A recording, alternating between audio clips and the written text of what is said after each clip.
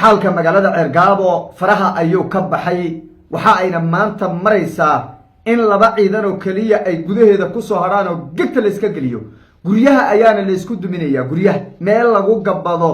lama heli doono maalmaha inagu soo aadan haddaan cid kala gaadhaayay la helin labada ciidan ee Somaliland iyo SSC Khaatumo warsangari dagaalka kuma uusan jirin laakiin maanta ayuu ku dhawaaqay dagaal rasmi ah oo lala galo kooxaha argagixisada ee SNM hartiweyne waa dhaqaaqay oo ciidankiisi wax kaga maqan magaalada Ceergaabo ma jiro taliyii booliska waa xiran yahay ee magaalada Ceergaabo taliye xigeenkii ciidamada militariga la yiraahdo Ceergaabo waa xiran yahay kaaliyihii maxkamadda waa xiran yahay kaaliyihii xigeenkii waa xiran yahay dhammaan shaqaalihii iyo sidoo kale ciidamadii ku jiray dhinaca Somaliland ee beelaha harti ka soo jeeday xabsiga ayaa lagu ururiyay ayagoo maxaabiis ahaan ayaana lan maanta la soo galiyay wasoo dhawaada wadayaal waxaan rabaa inaan muuqaalka ku dul istaago xogihii ugu dambeeyay ee magaalada Ceergaabo dagaaladii ka socday halka la kala marayo iyo dagaalkii maanta dhacay sheegashada dhinaca Somaliland ay leeyihiin magaalada Gabiyahaanba waa la wareegnay oo ciidamadii hartiyeed ama SSC Khaatumo waa laga saaray ay leeyihiin iyo waxa ka jira xaaladda guud iyo sidoo kale maxaabiis ay maanta soo bandhigeen dhinaca Somaliland oo ay sheegeen inay dagaaladii ay ku qabteen iyo waxa ka jira arrimo la yaab leh oo magaalada Ceergaabo ka taagan ayaan muuqaalka ku dul istaagi doonaa haddii aan leedmo waxa sidoo kale iyadana aan eegi doonaa dhinaca SSC Khaatumo maxaa war laga hayaa ciidankooda halkay ku sugan yihiin iyadana waan dul istaagi doonaa waxaana ka kaleeto iyadana inala socodsiin doonaa beeraha warsangari oo gobolka Sanaag iyagu si gaar ah hartiga ugu matalo daga oo majority ka ayaa waxa ay maanta ku dhawaaqeen dagaal rasmi ah oo lala galahayo dhinaca waxa way beelaha Isaaq ee abaabulka wada ee magaalada Ceergaabo xabadda ka riday iyadana go'aankaasi beelaha warsangari ka soo baxay iyo saameynta uu ku yeelan doono dagaalkan iyo wajiga cusub ee uu yeeli doono iyo waxay uga dhigan tahay dhinaca Somaliland oo iyagu markii hore harti markii la yiraahdo iyaga kaligood ay la socdeen iyadana waan dul istaagi doonaa soo dhawaada muuqaalka like saara aragtidina nagu hela qaybta commentiga aynu ku bilownay maanta magaalada Ceergaabo dagaal culus baa ka dhacay oo qadar la iska galiyay walow kii shalay oo kale uusan dhicin oo maanta uu waxa weeye ka yara fududaa dhinaca Somaliland muuqaalo ay baraha bulshada ku baahiyeen waxay sheegeen in Gabiyahaanba magaalada Ceergaabo ay la wareegeen oo ay gacanta ku hayaan balse xog ururin aan sameeyay iyo dhinacyo kala duwan oo aan la xiriiray arintaasi waxba kama jiro waxay ciidamadu ku kala sugan yihiin goobihii xalay lagu kala sugnaa dhinaca SSC Khaatumo xaafadaha ay hartigu degaan iyo sidoo kale airportka magaalada Ceergaabo xagal saldhigga bari ee magaalada Ceergaabo intaas ba shalay ayay ku sugnaayeen ilaa haddana goobihii iyaga ayaa weli ku sugan balse hormarro ay sameeyeen oo kaleeto iyo xaafado kale oo ay qabsadeen ma jiro muuqaalada la baahiyay ee ay baahiyeen dhinaca Somaliland ee ay ku sheegeen inay guud ahaan magaalada Ceergaabo ay la wareegeen waa xaafado ka baxsan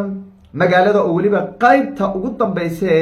ee Isaaqa ayay muuqaalo ka soo duuduubeen waxaa halkaasi daliil kaaga filanba intaan tusaale kaleba loo soo qaadanin muuqaalada la baahiyay dad shacaba oo waliba macawisa qaba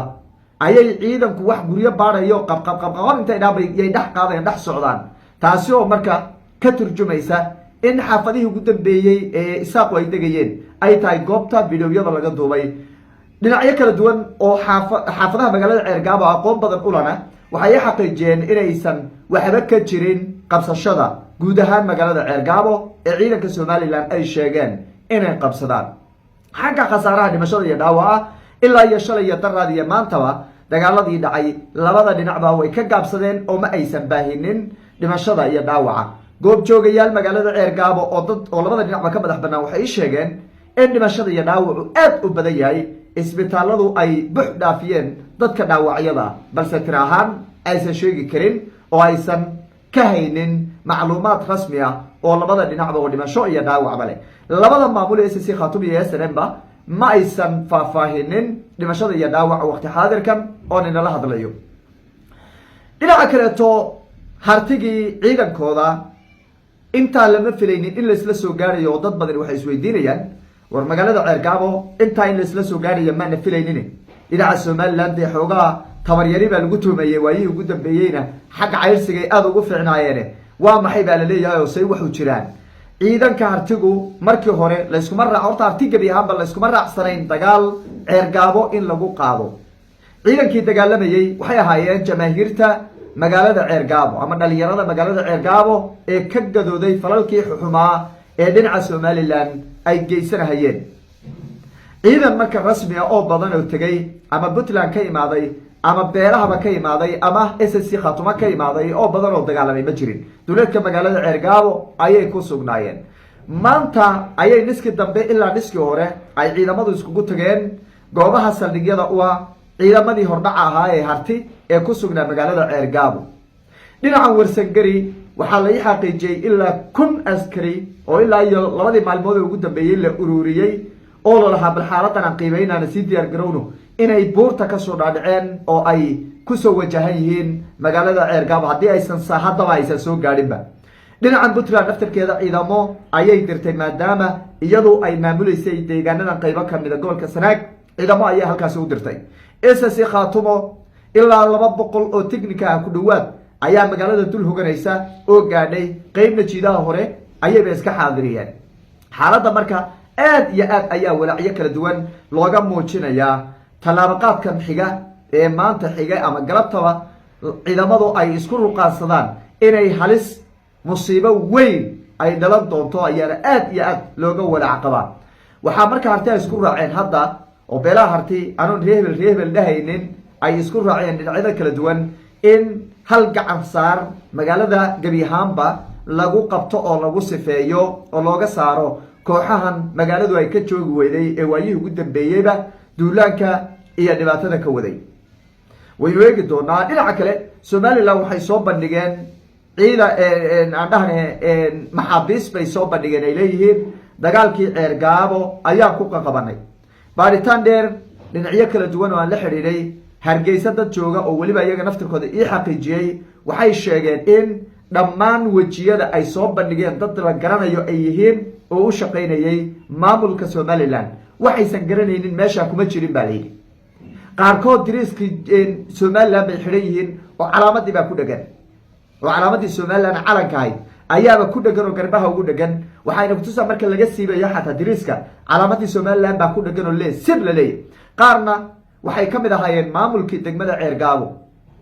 dadka la qabtay ee maxaabiis ahaan loo soo qabtay waxaa ka mid ah taliyihii ciidanka booliska ee magaalada ceergaabo oo beelaha harti ka soo jeeday waxaa ka mid ah taliyo sare oo isagana ka mid ahaa ciidanka booliska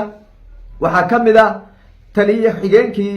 boolis militario ama dhane militariyada waxay u yaqaanaan ee magaalada bartamaha magaalada